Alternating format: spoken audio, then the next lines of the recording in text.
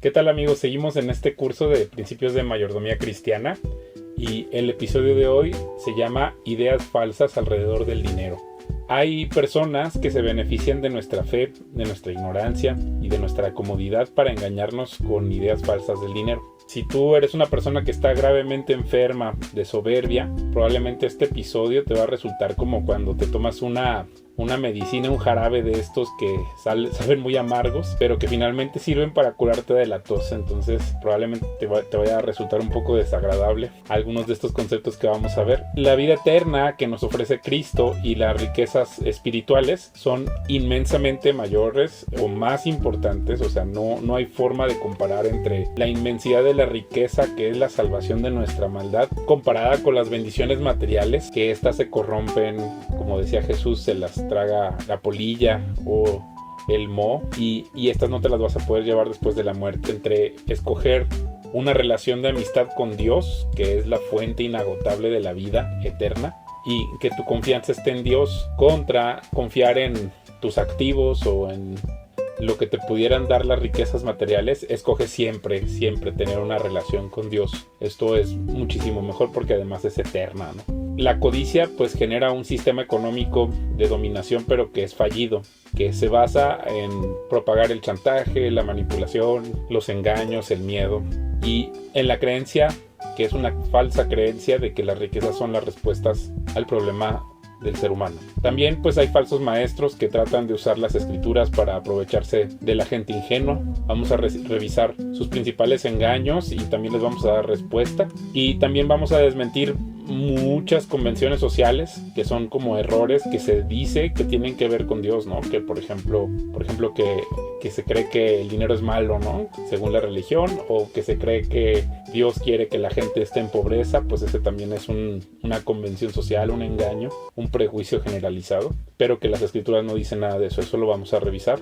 Y pues que usar la inteligencia y la sabiduría pues son útiles para evadir las trampas de la soberbia, el materialismo y la codicia, que son básicamente los obstáculos que tenemos para relacionarnos con las cosas materiales. La respuesta pues sería procurar actuar con integridad, igualdad, justicia, no solo en tus tratos comerciales, sino también en tus relaciones personales, porque de cada una de tus interacciones, de cada una de tus decisiones, les vas a dar cuentas a Dios después de la muerte. Aunque Dios nos regale la salvación, de todas maneras vamos a dar cuentas, vamos a rendir cuentas por nuestros actos. Al reconocer que Jesús es el verdadero dueño, es el primer paso para aliviarnos de nuestra codicia. Si no has visto el primer episodio, pues te invito a que lo veas, y darle lugar apropiado a Jesús como Rey de Reyes y Señor de Señores nos va a librar de la soberbia. Esa es la respuesta que propone el cristianismo para el problema de la soberbia.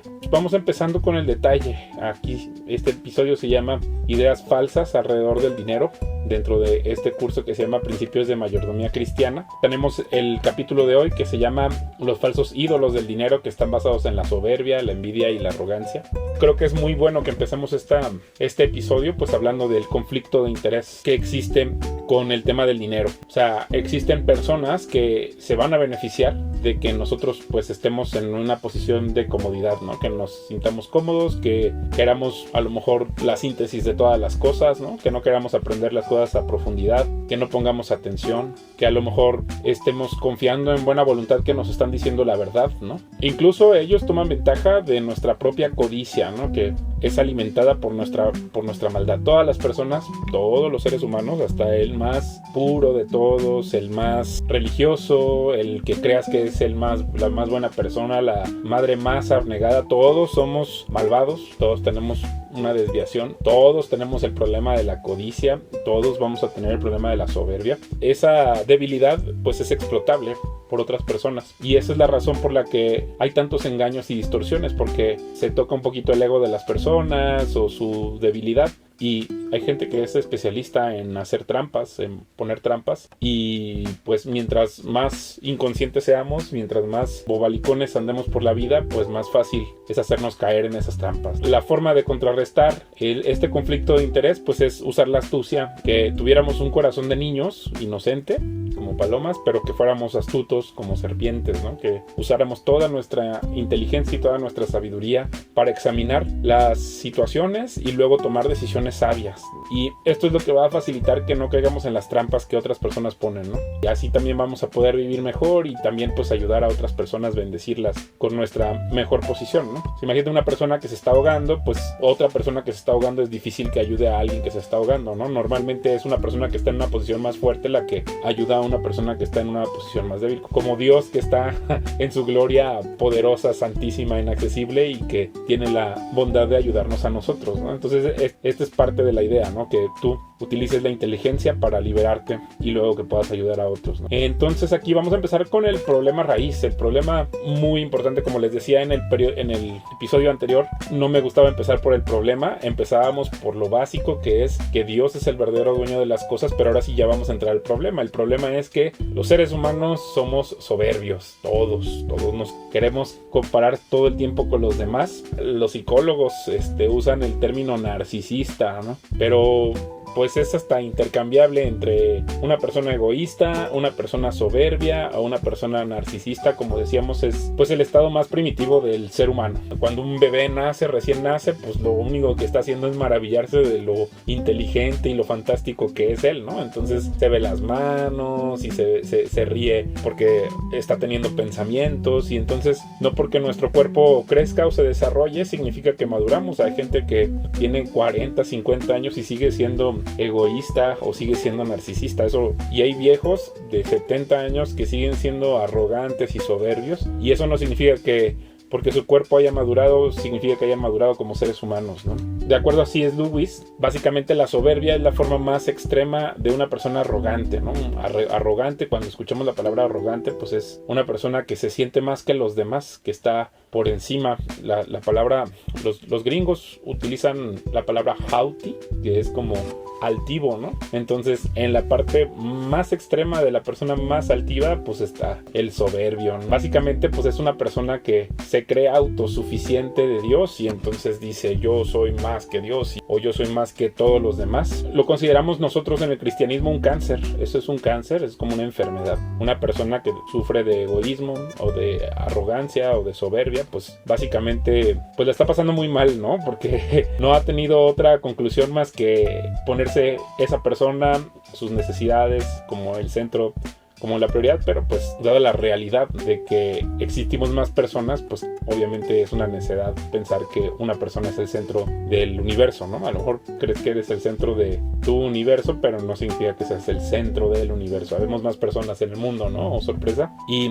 sobre todo pues está Dios, ¿no? Que es el real centro, la real fuente de la vida de todos, y por lo tanto pues es medio absurdo concluir que el egoísmo es una forma inteligente de conducir esta vida, ¿no? Una persona que sufre de este tema de la soberbia pues va todo el tiempo presionarse a sí misma para competir con los demás y tratar de ponerse por encima de los demás para luego imponer su voluntad. Si lo han notado, pues los soberbios no descansan, todo el tiempo se están comparando con otros. Comparan a sus esposas, comparan a sus hijos, comparan entre hermanos, puede pasar, entre primos, puede pasar entre las mismas familias, ¿no? Si unos van a unas vacaciones en la playa, estos van a una playa todavía más exclusiva. Y si tienes una casa un poquito de algún tamaño, pues buscas tener una casa más grande o el teléfono más nuevo, más tecnológico.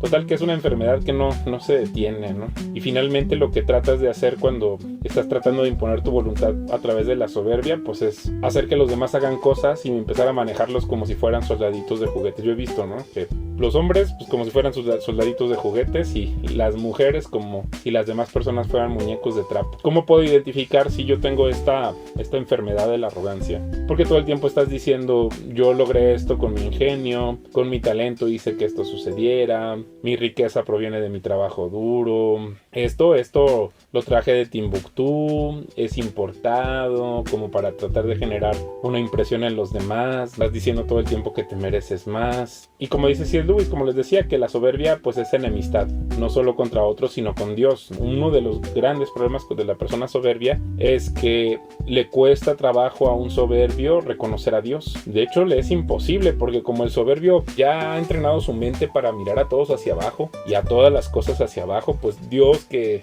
es inmenso y que está inconmensurablemente más inteligente que nosotros, pues no, nada más estás mirando hacia abajo, pues no, nunca vas a mirar hacia arriba a alguien que está realmente encima de ti, ¿no? Entonces, pues ya empezamos a ver el primer obstáculo, ¿no? ¿Cómo es posible que tu propio egolatría, tu propio egoísmo, tu narcisismo no te permita ver que hay alguien más poderoso que tú y aunque te lo mostraran, no lo querrías aceptar, ¿no? Porque pues estás demasiado entretenido contigo mismo, ¿no? Otro de los grandes problemas, o sea, uno es pues que no reconoces la existencia de Dios, y el segundo grave problema de una persona soberbia es que su mente ya no funciona bien.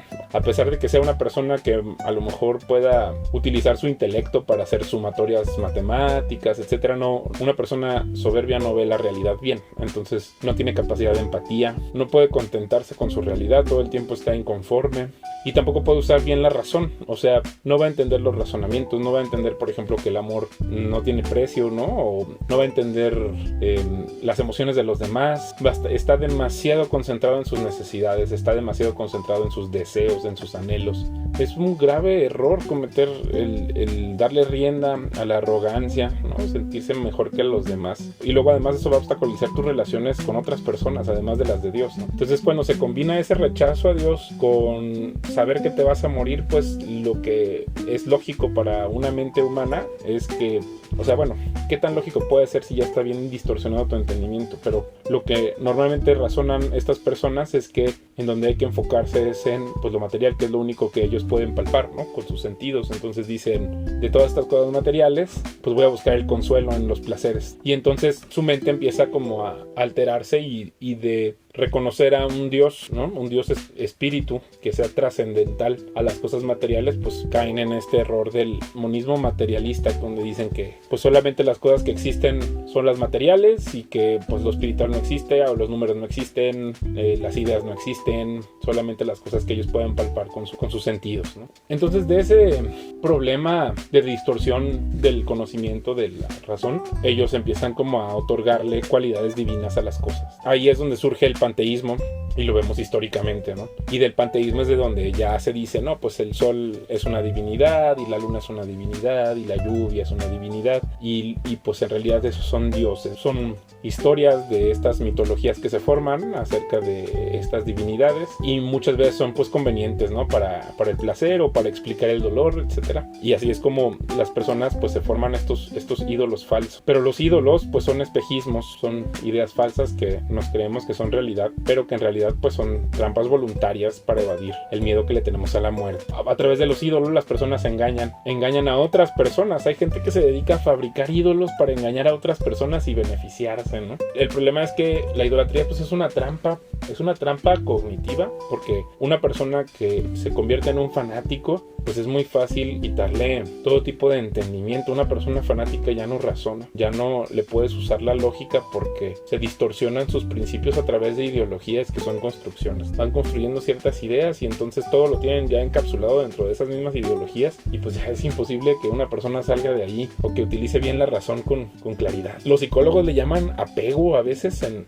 algunos aspectos de esto. Ídolo puede ser hasta, puedes poner a tu esposa de ídolo, ¿no? A tu pareja, a tu esposo también lo puedes poner en un pedestal, a tu equipo de fútbol, a tu deporte favorito, a un político lo puedes poner en un pedestal, a la misma religión, los mismos ritos religiosos los puedes poner sobre un pedestal y tú convertirte en un fanático, pero que no te permita ver la realidad de las cosas como son, y entonces no puedes razonar y aceptar muchas de estas convenciones que luego te tienen atascado.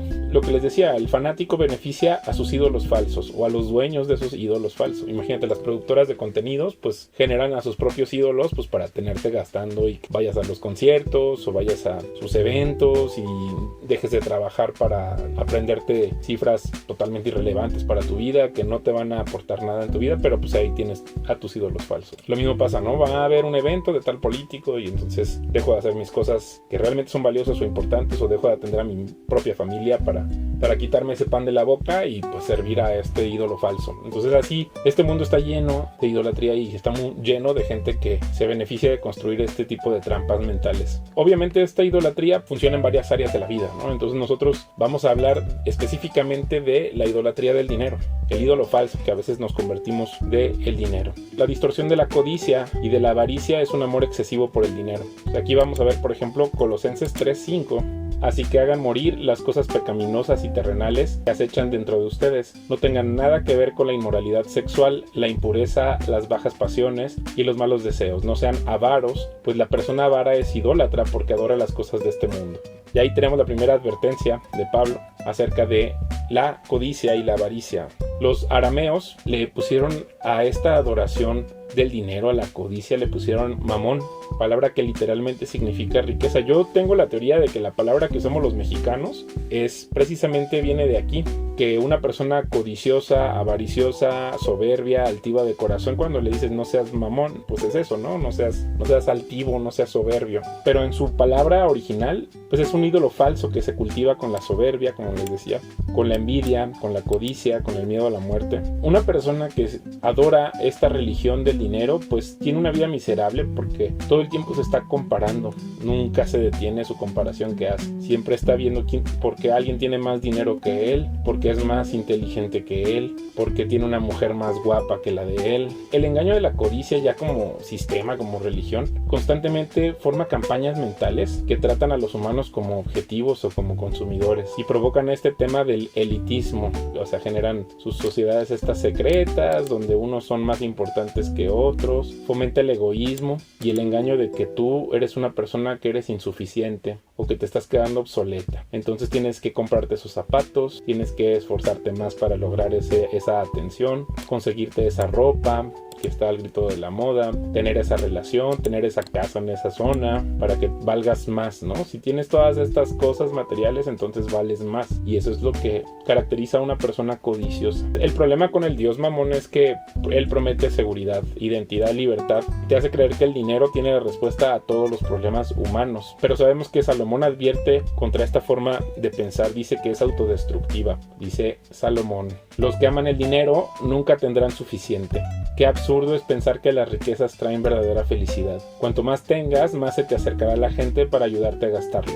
Por lo tanto, ¿de qué sirven las riquezas? Quizás solo para ver cómo se escapan de las manos. La gente trabajadora siempre duerme bien, coma mucho o coma poco, pero los ricos rara vez tienen una buena noche de descanso. O sea, te lo está diciendo el hombre más rico de la historia. No va a haber un hombre que tenga más riqueza ni relativa a la población, y yo creo que en términos absolutos. El otro día estaba viendo un estudio donde calculaban que la riqueza de Salomón era de 3 trillones de dólares actualizados al día de hoy. Bueno, 3 trillions, que son 3 billones de dólares si hablamos en español, ¿no? Porque es autodestructiva la codicia, porque nunca estás satisfecho, porque siempre hay alguien, o sea, mejor en términos de que a lo mejor tiene más dinero que tú, tiene más mujeres que tú, a lo mejor tú nada más comparas una con la otra, pero esta persona tiene muchas más que tú, tiene un mejor abdomen que el tuyo, tiene mejor salud que la tuya, es más joven que tú. O sea, es imposible que tú seas la persona con las mejores cualidades de todas las cosas, ¿no? Ni que fueras Dios.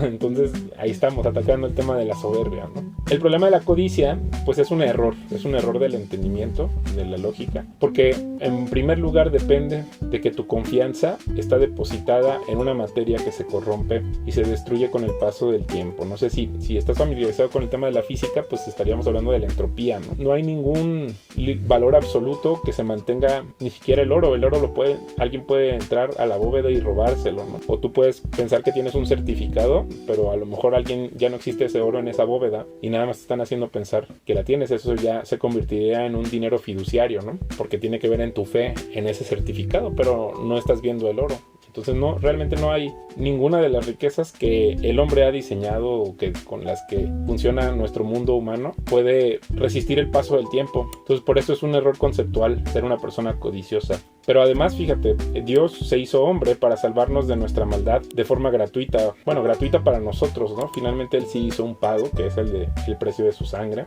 Pero si tu atención está concentrada en lo material, pues es imposible que veas esto con claridad. Y aquí está en Proverbios 11:4. Me parece que este también es Salomón. Dice: las riquezas no servirán para nada en el día del juicio, pero la vida recta puede salvarte de la muerte. O sea, no es como que, lo dijo un viejito profeta que vivía en el desierto y que no tenía dinero, ¿no? Aquí lo tenemos de parte de alguien que tiene mucho más dinero del que tú jamás vas a tener. Y aquí está en Revelación, el espíritu y la esposa dicen: ven. Que todos los que oyen esto digan: ven. Todos los que tengan sed, vengan. Todo aquel que quiera, beba gratuitamente del agua de la vida.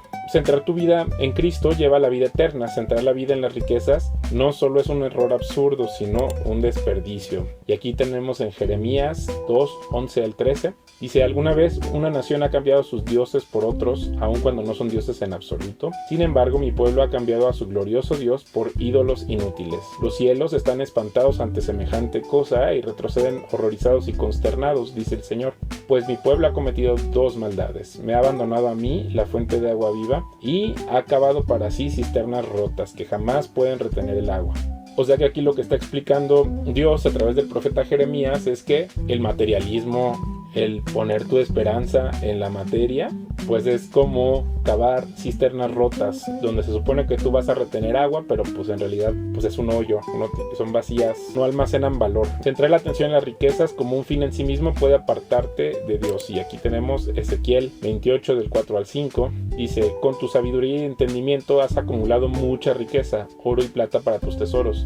Sí, tu sabiduría te hizo muy rico y tus riquezas muy orgulloso. ¿Será que todas estas riquezas realmente están mostrando lo que había dentro de tu corazón, ¿no? Y aquí está, dice: el Señor, tu Dios, en Deuteronomio, te lleva a una buena tierra con arroyos y lagunas, con fuentes de agua y manantiales que brotan a chorros de los valles y las colinas, como México, como el sur de México, ¿no? Es una tierra de trigo y cebada, de vides, higueras y granadas, de aceite de oliva y miel. Es una tierra donde abunda el alimento y no falta nada. Es una tierra donde el hierro es tan común como las piedras y donde el cobre abunda en las colinas. Cuando hayas comido hasta quedar satisfecho, asegúrate de alabar al Señor tu Dios por la buena tierra que te ha dado. Sin embargo, ese es el momento cuando debes tener mucho cuidado. En tu abundancia, ten cuidado de no olvidar al Señor tu Dios al desobedecer los mandatos, las ordenanzas y los decretos que te entrego hoy. Pues cuando te sientas satisfecho y hayas prosperado y edificado casas hermosas donde vivir, cuando haya aumentado mucho el número de tus rebaños y tu ganado, y se haya multiplicado tu plata y tu oro junto con todo lo demás, ten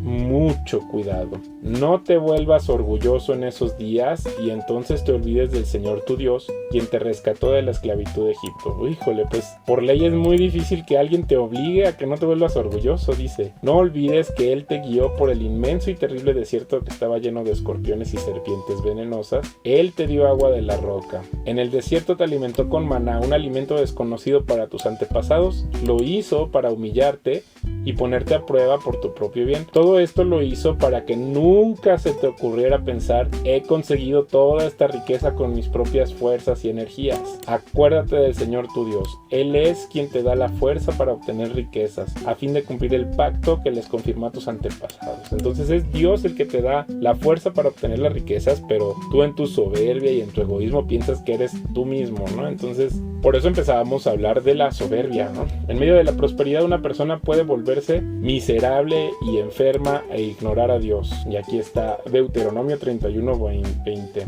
Los haré entrar en la tierra que juré dar a sus antepasados, una tierra donde fluyen la leche y la miel. Ahí llegarán a ser prósperos, comerán todo lo que quieran y engordarán, pero comenzarán a rendir culto a otros dioses, me despreciarán y romperán mi pacto. Bueno, pues ya Dios, siendo pues omnisciente, ya sabe lo que va a pasar en el futuro y eterno. Y luego aquí está en Oseas, dice: Israel se olvidó de su creador y construyó grandes palacios, y Judá fortificó sus ciudades. Por lo tanto, haré descender fuego sobre sus ciudades y quemaré sus fortalezas. Y en el mismo Oseas 13:4-6, he sido el Señor tu Dios desde que te saqué de Egipto. No debes reconocer a ningún otro Dios aparte de mí, porque no hay otro Salvador. Yo te cuidé en el desierto, en esa tierra árida y sedienta, pero una vez que comiste y quedaste satisfecho, te volviste orgulloso y te olvidaste de mí. ¡Wow! Con la riqueza pueden venir adicciones, obsesión y ansiedad por el futuro, aumentando el egoísmo, la codicia, el miedo y la inseguridad. Dice, no almacenes tesoros aquí en la tierra donde las polillas se lo comen y el óxido los destruye y en donde los ladrones entran y roban. Almacena tus tesoros en el cielo donde las polillas y el óxido no pueden destruir y los ladrones no entran a robar. El hombre más rico de la historia no encontró significado en los placeres o en las posesiones, y después de décadas de ser el más rico se dio cuenta de que no había nada valioso en ello. Aquí está Eclesiastés 2, 1 y del 8 al 11. Vamos, probemos los placeres, busquemos las cosas buenas de la vida, pero descubrí que eso también carecía de sentido. Y luego más adelante junté grandes cantidades de oro y de plata, el tesoro de muchos reyes y provincias, contraté cantores estupendos, tuve muchas novias hermosas, tuve todo lo que un hombre puede desear. Me hice más poderoso que todos los que estuvieron antes que yo y mi sabiduría nunca me falló.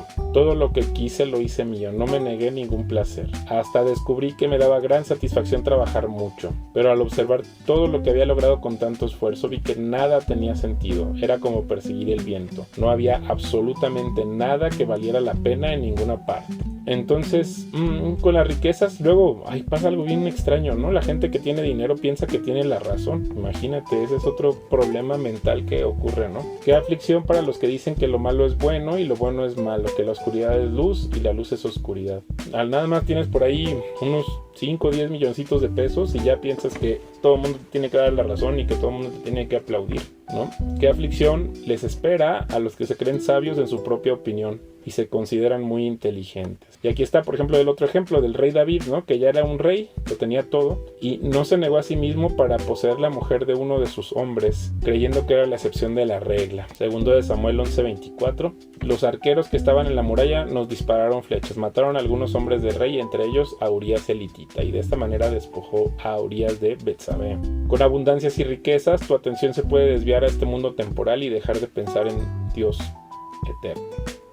Aunque seas rico materialmente, la codicia puede evitarte que experimentes la alegría de una mayordomía centrada en Jesús. Y aquí es realmente lo que me parece lo más grave de todo esto. Que puedes hacer un gran esfuerzo en hacerte una persona rica en riquezas temporales, pero muy pobre en las riquezas eternas. Y entonces, pues, si la realidad es que Dios es la causa y el propósito de todas las cosas, lo peor es que ni siquiera te enteres que ese es un problema, ¿no?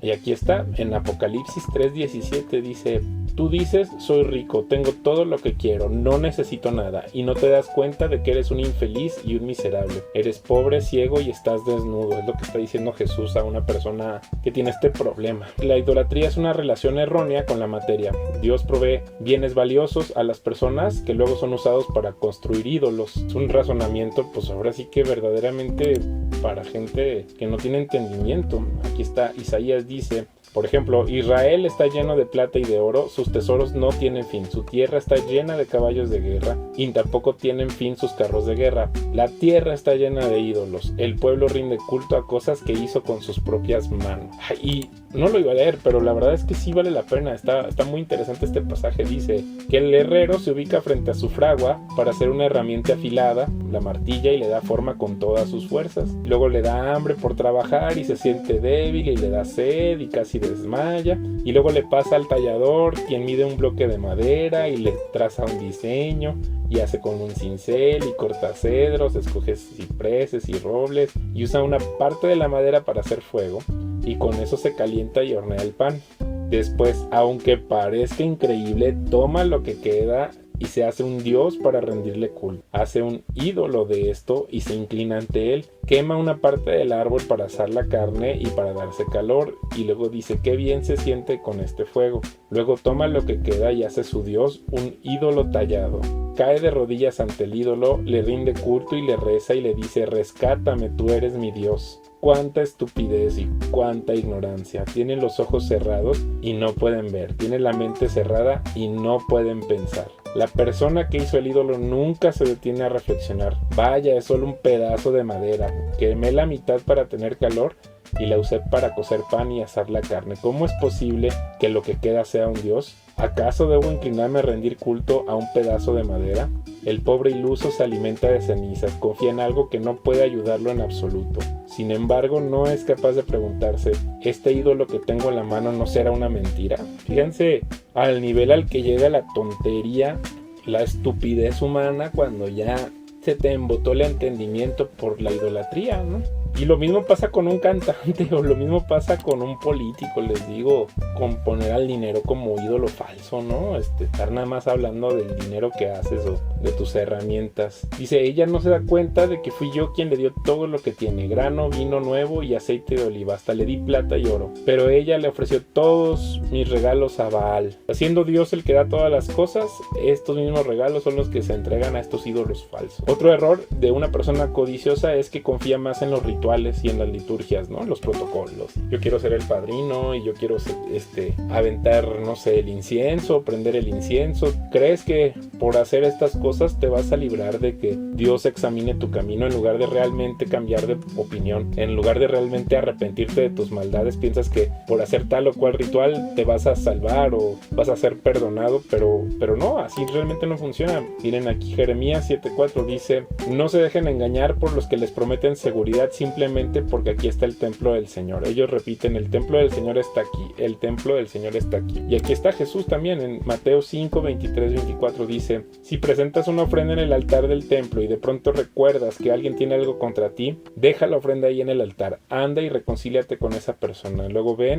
y presenta tu ofrenda a Dios. El principio es más importante tu relación personal que un rito. Y lo mismo dice él, a otros profetas le dice, ya estoy harto de sus rituales, estoy harto de sus ceremonias religiosas, porque por un lado vienes, pero por otro lado no cambias de opinión y eres un hipócrita, ¿no? Entonces eso es lo que Dios está diciendo. Dios está en desacuerdo en que tu corazón sea malvado y en que deposites tu confianza en las riquezas y no en él, riquezas materiales. Luego vemos los profetas denuncian la adquisición de riquezas a gasto de los pobres en 3 prácticas inmorales de engaño, extorsión, robo y opresión, que es que pongas balanzas deshonestas, que embargues deudas no pagadas y que defraudes a trabajadores en su salario. Aquí hay varios versos que hablan de eso, voy a leer algunos nada más, el tiempo está pasando.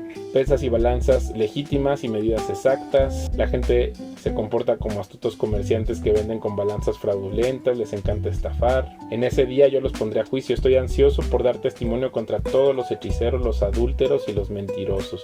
Declararé en contra de los que estafan a sus empleados con sus sueldos, de los que oprimen a viudas y huérfanos o privan de la justicia a los extranjeros que viven entre ustedes. Que promuevas la opresión y la injusticia, que hagas alarde de las riquezas, como por ejemplo las mujeres que presionan a sus esposos para que opriman a otras personas, o los hombres que se jactan de sus lujos o que adoren sus herramientas de trabajo. Y les voy a leer Amós 4:1. Escúchenme ustedes, vacas gordas que viven en Samaria, ustedes mujeres que oprimen al pobre y aplastan al necesitado y que les gritan siempre a sus esposos, tráiganos otra bebida. Y aquí está en Amós 6:4-6. Qué terrible será para ustedes que se dejan caer en camas de marfil y están a sus anchas en sus sillones comiendo corderos, entonan canciones frívolas al son del arpa y se creen músicos tan magníficos como David. No les importa la ruina de su nación. Y aquí está Habacuc, lo que les decía, adorarán a sus redes y quemarán incienso frente a ellas. Estas redes son los dioses que nos han hecho ricos. Vean la codicia de los comerciantes en Amós y Zacarías. Ustedes no se aguantan a que termine el día de descanso y a que se acaben los festivales religiosos para volver a estafar al desamparado. Pesan el grano con medidas falsas y estafan al comprador con balanzas fraudulentas. Los compradores matan a las ovejas sin remordimiento. Los vendedores dicen, gloria al Señor, ahora soy rico. Podrías volverte elitista, arrogante y orgulloso en tus círculos sociales. Job 12:5. La gente que está tranquila se burla de los que están en dificultades. Les da un empujón a los que tropiezan. Salmo 52:7. Miren lo que le pasa a los guerreros poderosos que no ponen su confianza en Dios, sino que confían en sus riquezas y se vuelven más y más atrevidos en su maldad. O los líderes motivados por la codicia. A ver, ¿cuál de todos estos? Miqueas 3:11 dice, ustedes gobernantes toman decisiones con base en sobornos. Ustedes sacerdotes enseñan las leyes de Dios solo por dinero. Ustedes profetas no profetizan a menos que se les pague. Y por ejemplo dice, con ambas manos son hábiles para hacer el mal. Tanto los funcionarios como los jueces exigen soborno. En fin, los profetas no están en una lucha de clases, no ponen a los pobres en un pedestal ni proclaman las ventajas de ser pobres. Entonces el problema con la codicia es que contamina el corazón humano y crea un sistema fallido basado en el chantaje, la manipulación y el control de otros a través del engaño. El dinero influido por esta forma de pensar está constantemente sometido al miedo, la incertidumbre y crea muchas heridas dolorosas. En este sistema, pues como les decía, se crean esclavos y adoradores que ponen a la supuesta seguridad que les da el dinero en un pedestal. nunca es suficiente para estas personas o para estos sistemas. Siempre se quiere más para protegerte de la incertidumbre del futuro. Básicamente esto deriva en este sistema anticristiano, ¿no? Que busca dominar a las personas a través de la economía, como lo que vemos en Apocalipsis. Nadie podía comprar ni vender nada sin tener esta marca, que era el nombre de la bestia o el número que representa su nombre. Luego tenemos este otro problema, pues de la teología de la prosperidad, que es cuando una persona materialista utiliza la religión para introducir su codicia. Entonces, ¿esto cómo se ve? Como cuando estás pensando que necesitas que Dios haga un milagro, que te ganes la lotería, que necesitas un golpe de suerte para cambiar tu situación, que si fueras rico, entonces sí podrías ayudar a los demás, o si fueras millonario, tu iglesia favorita tendría todo lo que necesita. Es igual que cuando el pueblo de Israel pensaba que estaba sirviendo a Dios haciéndose un becerro de oro en el desierto, o cuando hacían un altar y que le ponían, era un altar a Baal y decían que ese era Dios. Es lo mismo, hay unos falsos maestros de la prosperidad y entonces se infiltran. Aquí está en Mateo 16, 11, 12. ¿Por qué no pueden entender que no hablo del pan? Una vez más les digo, tengan cuidado con la levadura de los fariseos y los saduceos. Entonces al fin comprendieron que no les hablaba de la levadura del pan, sino de las enseñanzas engañosas de los fariseos y los saduceos. Y aquí en Lucas 16, 14 dice,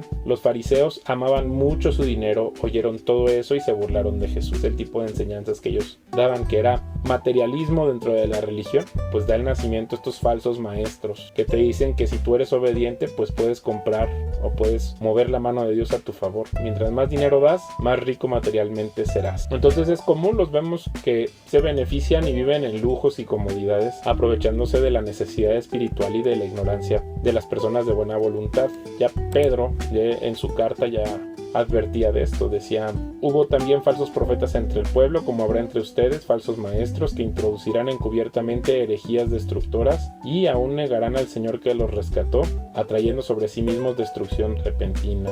Por avaricia harán mercadería de ustedes con palabras fingidas. Sobre los tales, ya desde hace mucho tiempo, la condenación no se tarda, su perdición no se duerme, dice. Y Pedro advierte, les prometen libertad y son ellos mismos esclavos de corrupción. Hay que tener mucho cuidado con estas personas que engañan con esta teología, siguen adorando al dios Mamón y hacen que las personas citen porciones de las escrituras torciendo su interpretación. Usan, por ejemplo, pasajes de Génesis para hablar de bendiciones, o que la verdadera salvación de Jesús implica que las personas no se van a enfermar, o que no van a pasar por problemas financieros, o que no van a tener depresiones, y pues aprovechan de que los humanos somos convenencieros por naturaleza.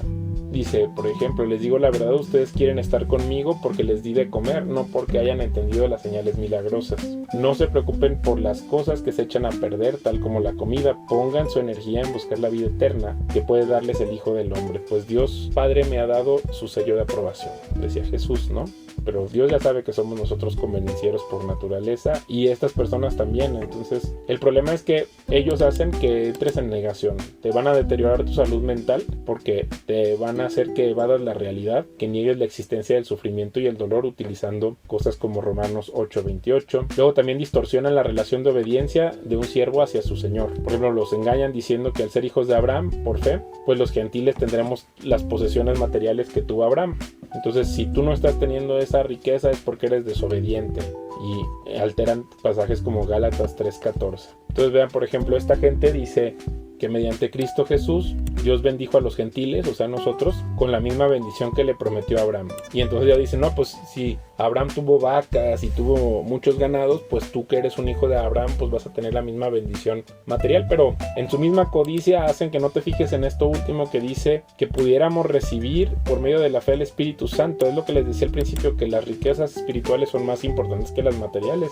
Y entonces pues esta es una demostración del tipo de engaños que hacen. O que si haces ciertas oraciones, pues vas a tener un ascenso. O si, por ejemplo, en la bolsa a todo el mundo le va muy bien, significa que es porque Dios está siendo favorable con los seres humanos. O la otra es, por ejemplo, cambiar una relación de amistad con Dios por una relación comercial. Entonces se hace creer que es una especie de inversión la que tú haces con Dios, como si Dios fuera una maquinita de multiplicación. Y si siembras $1 o $1, vas a tener $100, ¿no? Si siembras en el Evangelio, como si Dios estuviera en esta maquinita esperando que tú metas $1 para él darte 100, ¿no?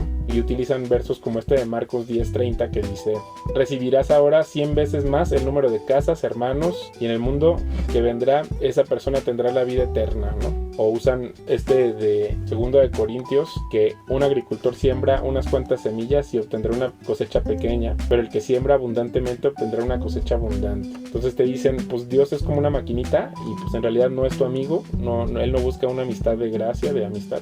Más bien Dios busca un negocio contigo, ¿no? Que tú des una cantidad de dinero humano para que Él la multiplique, te la regrese en dinero humano. Pero vean aquí lo que dice Jesús: amen a sus enemigos, háganles bien, presten sin esperar nada a cambio, entonces su recompensa del cielo será grande.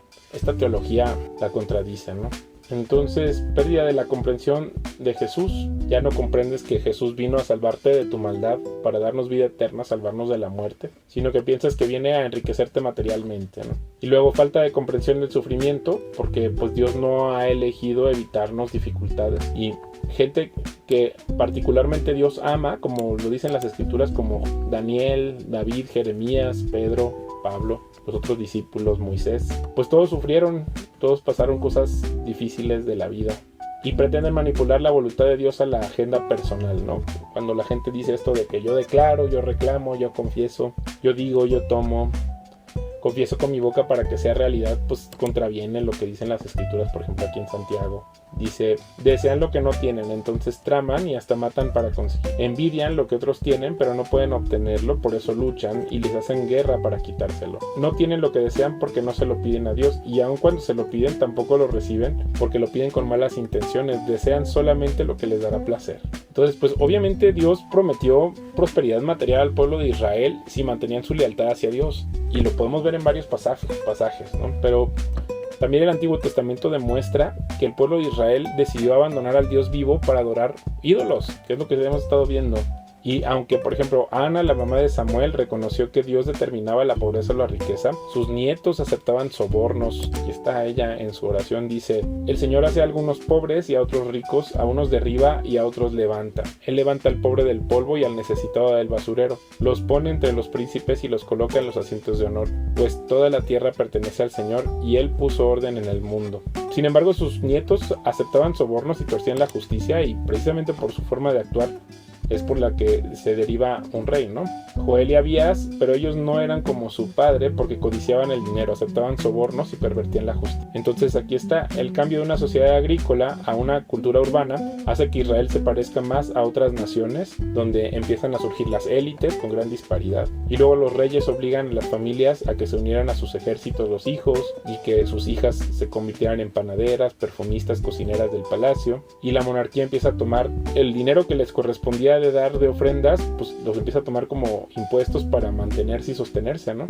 Entonces dice: de forma que en esencia las personas se convirtieron en esclavos del rey en lugar de siervos de Dios. Dice: y aunque la bendición provino de Dios, la ostentosidad de Salomón fue una decisión personal que no estaba conforme a lo que Dios les pedía. Vean, por ejemplo, aquí en Deuteronomio dice: el rey no deberá construir grandes establos para sí, ni enviar a su gente a Egipto para comprar caballos. El rey no deberá tomar muchas esposas para sí, porque ellas apartarán su corazón del Señor. Tampoco deberá acumular para sí grandes cantidades de oro y plata. Más bien lo deberían poner a leer las escrituras, ¿no?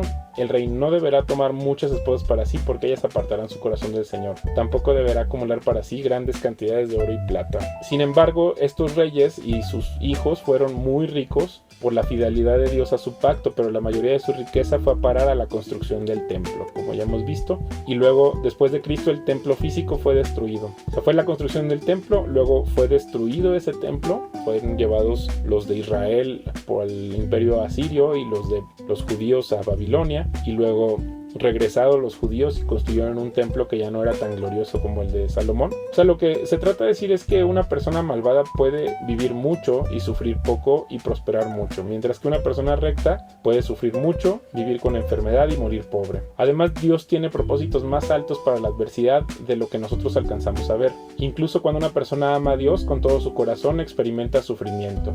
A menudo las personas rectas sufrirán por causa de la rectitud. Por ejemplo, Jeremías fue un hombre recto que vivía en constante adversidad, y todo el libro de Job está escrito contra la teología de la prosperidad. Job demuestra que los ciclos de bendición y de privación, basados en obediencia y desobediencia, no son uniformes. Dios aprobó a Job y permitió que Satán destruyera su prosperidad y su familia, aun considerando que tenía una de las fortunas más grandes de su país. Job ayudaba a los desposeídos y no ponía su confianza en el dinero, Y el mismo Job, cuando ya está sufriendo, se plantea por qué prosperan los ricos que son malvados. Los amigos de Job eran los que sí estaban engañando, diciendo que si Job hubiera sido obediente no hubiera pasado por tanto sufrimiento. Precisamente eran los amigos de Job los que decían que Dios prosperaba a las personas que se portaban bien, y que si no tenía prosperidad y estaba pasando por esas cosas malas era porque había cometido una maldad o un pecado. Los fariseos eran los que tenían esta teología de la prosperidad, y por eso los que eran de clases sociales inferiores en realidad eran unos malvados en su opinión. Además, para Pablo sus credenciales de éxito y sus posesiones eran consideradas como una basura para él, ¿no? La experiencia humana no necesariamente hace que la obediencia traiga prosperidad y la falta de fidelidad traigan ruina y exilio. Dios es la verdadera herencia de los creyentes. Al final del día, la gente de Dios debe poner su confianza en Dios y no en las medidas de la tierra y sus recursos que se han dado a ellos o que deseara que se les dieran. Dios llamó al clero a vivir con honestidad. En realidad nosotros estudiamos las escrituras para comprender los principios de las leyes de Dios y luego actuar acorde con nuestros contextos personales. Hacer la voluntad de Dios es lo que Dios nos está mandando a hacer. ¿El cristianismo piensa que los bienes materiales son malos? No. Las cosas son moralmente neutrales. Las personas son las morales o las inmorales porque son las que tienen alma. Las personas malvadas pueden usar el dinero para actos malvados, pero si una persona utiliza el dinero para algo bueno, esto no hace que el dinero sea bueno. No existen escrituras que respalden la noción de que el dinero, el oro o la plata son las que corrompen al ser humano. El cristianismo sostiene que Dios hizo todas las cosas valiosas intrínsecamente. En estos temas de Génesis donde dice que Dios todo lo hizo bien. Las riquezas fueron creadas por Dios para ser disfrutadas y no fueron concebidas corruptas como pregonan otras posturas religiosas. Por ejemplo, aquí en 1 de Timoteo dice: todo lo que Dios creó es bueno, no deberíamos rechazar nada sino recibirlo con gratitud, pues sabemos que se hace aceptable por la palabra de Dios y la oración. El dinero pues es un instrumento de confianza inscrita, y como es confianza que está inscrita, pues el creador del dinero fue Dios porque Él es lo verdadero y lo fiel. Aquí está: vi el cielo abierto y había un caballo blanco, su jinete se llamaba Fiel y Verdadero, porque juzga con rectitud y hace una guerra justa. Aquí está en Deuteronomio 14, 24, 26. Cuando el Señor tu Dios te bendiga con una buena cosecha, podría suceder que el lugar de adoración que Él elija para que su nombre sea honrado te quede demasiado lejos para llevar tu diezmo. En ese caso puedes vender esa décima parte, poner el dinero en una bolsa y dirigirte al lugar que el Señor tu Dios haya elegido. Entonces Dios está de acuerdo con que las personas utilicemos el dinero. Es el dualismo platónico que se basa en el panteísmo, que pregona que lo material es malo y que lo espiritual es lo bueno. Y es el ascetismo el que pregona que lo físico como el dinero y las posesiones son malas. No es el cristianismo. El cristianismo considera que el dualismo platónico y el ascetismo son disparates. El cristianismo es monoteísta y propone que solo hay un Dios quien creó el cosmos, que incluye lo espiritual y lo material. Esto significa que las cosas materiales son bienes creados por Dios y entregados a sus hijos por amor. A diferencia del panteísmo, que otorga divinidad a las cosas materiales, el cristianismo sostiene que la relación de Dios con lo creado es como el de un pintor con una pintura. La maldad distorsiona y corrompe el entendimiento y desvía el propósito de las cosas. Dios exige al ser humano que domestique la creación. El deseo de codicia es una distorsión dentro del corazón humano. Esto es lo que hay que reconocer para cambiar de opinión. Habrá personas que traicionen a familias y países por dinero. ¿Dios quiere que los humanos vivan en pobreza? No. A diferencia de otras religiones, para el cristianismo la pobreza material no genera humildad ni cercanía con Dios. El cristianismo nunca hace referencia en las escrituras de que la pobreza material sea algo bueno o motivo de orgullo. El cristianismo tampoco enseña que la pobreza sea una maldición. Tampoco hay referencias de que Dios genere vergüenza o culpabilidad a una persona que haya recibido bendiciones materiales. Dios sí quiere que su pueblo no viva en la pobreza, sino de una forma digna, con sencillez en el corazón y con todas sus necesidades cubiertas. Por eso nos exige a los humanos que hagamos justicia en la tierra y que seamos generosos entre nosotros. En el cristianismo nunca se promete la riqueza material como recompensa por aceptar a Jesús como Salvador. El cristianismo es una religión de lucha y de trabajo. Y aquí tenemos 2 de Tesalonicenses 3, 10, 11. Incluso mientras estábamos con ustedes, les dimos la siguiente orden: los que no están dispuestos a trabajar, que tampoco coman. Sin embargo, oímos que algunos de ustedes llevan vidas de ocio, se niegan a trabajar y se entrometen en los asuntos de los demás. Entonces, hacer eso otro no es cristianismo.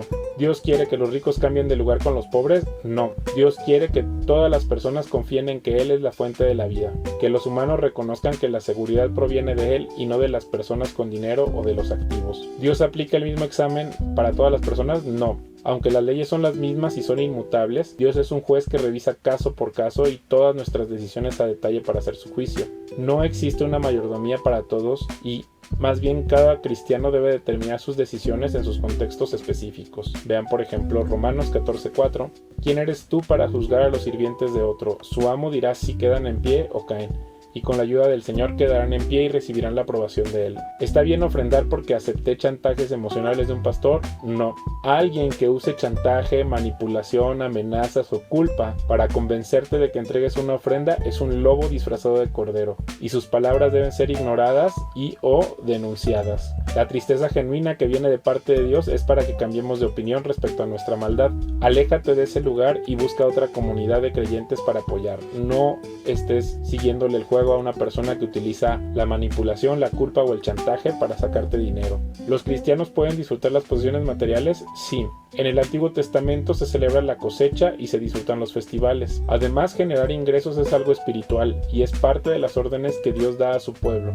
El cristianismo nunca debe desdeñar la productividad ni excluirse del sistema productivo. La batalla del cristianismo es contra el materialismo, luchando contra la corrupción espiritual para someter al mundo al reino de Dios en Cristo Jesús. ¿La teología de la prosperidad es buena noticia para los pobres? No. La codicia causa estragos tanto en los ricos como en los pobres. Los pobres son usados como una carnada, y estos falsos maestros son los que visten los mejores trajes, se hacen cirugías, tienen grandes autos y casas y promueven una cultura de celebridades, mientras que las personas que siembran supuestamente por fe tienen dificultades para pagar su renta, la educación de sus hijos o sus alimentos. ¿Una buena mayordomía me dará la salvación eterna? No. Solo Jesús, que es Dios hecho hombre, fue quien pagó por nuestra maldad y nos dio la salvación de manera gratuita. La gran mayoría de las personas en la historia de la humanidad que han afirmado alguna vez poner su confianza en Jesús concluyen que la mayordomía es importante. Los cristianos hacemos colapsar a la religión del materialismo que engaña a las personas con la adoración del dinero. El tema clave de la codicia es la intención y la actitud que tiene el ser humano respecto a las cosas materiales. El Rey Jesús, siendo el dueño de todas las cosas que hay en el cosmos, nos advierte que la cantidad de dinero y las riquezas acumuladas no son la forma de medir nuestras vidas. Aquí está en Lucas 12:15. Tengan cuidado con toda clase de avaricia. La vida no se mide por cuánto tienen. Nunca se ha entendido que el dios Mamón sea la riqueza en sí, sino la forma corrupta y malvada de relacionar tu vida con el dinero. Para el cristianismo, el dinero en sí mismo no es malvado, sino el amor al dinero, que es la raíz de toda clase de mal. El dinero no es la respuesta a los problemas, Dios es la respuesta a los problemas. No necesitas un golpe de suerte ni ganarte la lotería para rescatar tu vida. Necesitas a Jesús. Deja de compararte con los demás y aprende del agradecimiento y el contentamiento. Construye una buena reputación y una credibilidad. Jesús recomienda utilizar al injusto Mamón para beneficiar a los demás y ganarnos amigos, para que cuando termine nuestra vida, estos amigos que hicimos nos reciban en sus hogares celestiales. Y finalmente Jesús remata diciendo: si ustedes son deshonestos en el mamón injusto, ¿quién les confiará las verdaderas riquezas? Entonces básicamente pues el corazón humano es un trono que está diseñado para que lo ocupe el Rey Jesús, pero con la codicia pretendes competir en el corazón humano, por lo que este lugar que realmente le corresponde a Dios lo quieres ocupar con dinero, con tu amor a la codicia. Entonces por eso dice Jesús: si amas a Dios, entonces odiarás al dios Mamón, al espíritu de codicia, egoísmo, mentiras y engaños que operan en la adoración del dinero. Por eso es imposible servir a Dios y estar esclavizado a la codicia del dinero al mismo tiempo. La codicia es sutil y espiritual, va contra el primero y el 10º mandamiento y puede obstaculizar el nacimiento genuino y el desarrollo humano. Dios no está comprando tu corazón. Jesús nunca prometió una vida de riquezas, confort y prosperidad para sus seguidores. Y pues finalmente pues nacimos egoístas, los seres humanos, y esto no, como les decía, no cambia conforme crece tu cuerpo, pero tenemos la ventaja que Dios llega y nos dice: yo quiero convertir a este pequeño egoísta en un corazón generoso, lo quiero convertir en alguien como yo. Y yo de verdad esta temporada vi este salmo que me gustó mucho. Dice: mientras no te confesé mi pecado, las fuerzas se me fueron acabando de tanto llorar. Me castigabas día y noche y fui perdiendo fuerzas, como una flor que se marchita bajo el calor del sol. Pero te confesé mi pecado y no oculté mi maldad. Me decidí a reconocer que había sido rebelde contigo y tú, Dios, me perdonaste. Por eso quiero terminar con este pasaje donde está Josué frente a las personas y dice: respeten a Dios y trabajen para Él con integridad y verdad. Rechacen a los dioses que sus ancestros servían más allá del río Éufrates y de Egipto y trabajen para Dios. Pero si es desagradable en su opinión trabajar para Dios, decidan en este día para quién trabajarán, si a los dioses que sus ancestros sirvieron más allá del río o a los dioses que sirven los amorreos en la tierra donde ustedes viven ahora. Yo y mi casa trabajaremos para Dios. Y quiero acabar con este texto de Hebreos 13:5 que dice: no amen el dinero, estén contentos con lo que tienen, pues Dios ha dicho: nunca te fallaré, jamás te abandonaré. Les agradezco mucho por su tiempo y espero que les haya resultado de mucha bendición este trabajo.